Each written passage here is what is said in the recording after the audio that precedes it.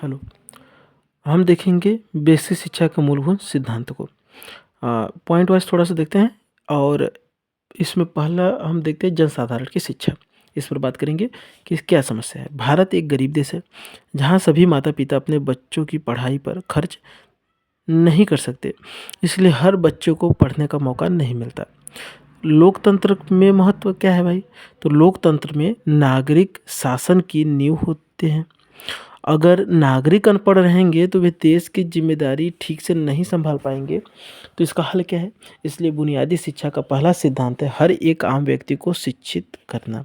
यह सरकार का कर्तव्य है कि वह हर नागरिक को पढ़ाई और विकास का अवसर दे। ठीक है? और अब नेक्स्ट देखते हैं कि 7 साल तक मुफ्त और अनिवार्य शिक्षा। 7 से 14 वर्ष तक के सभी बच्चों के लिए शिक्षा अनिवार्य और बिल्कुल मुफ्त होनी चाहिए।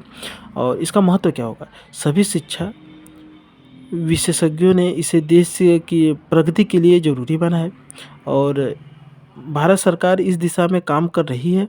बालिकाओं के लिए कुछ छूट भी दी गई है, लेकिन लक्ष्य सभी को शिक्षित करना ही है। ठीक है? हाँ, नेक्स्ट तीसरा हम पॉइंट देखते हैं मातृभाषा द्वारा शिक्षा।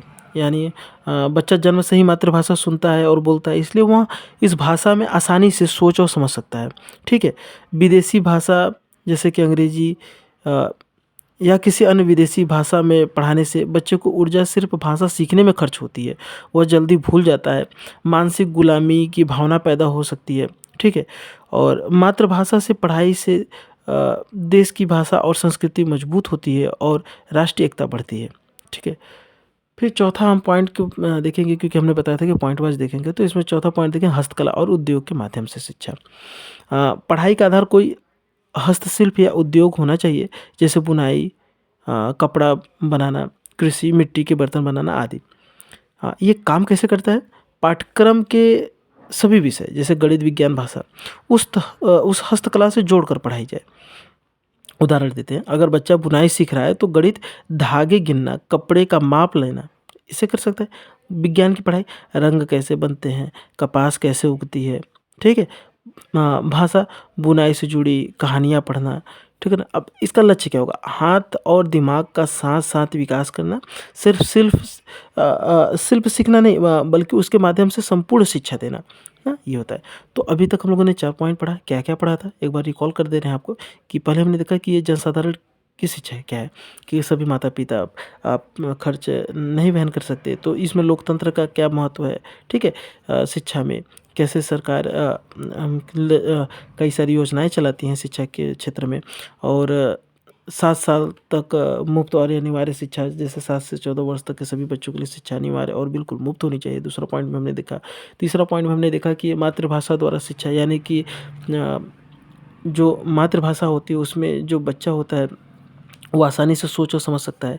और नेक्स्ट चौथा हम लोगों ने देखा कि हस्तकला या उद्योग के माध्यम से शिक्षा कैसे दी जाएगी। ठीक है?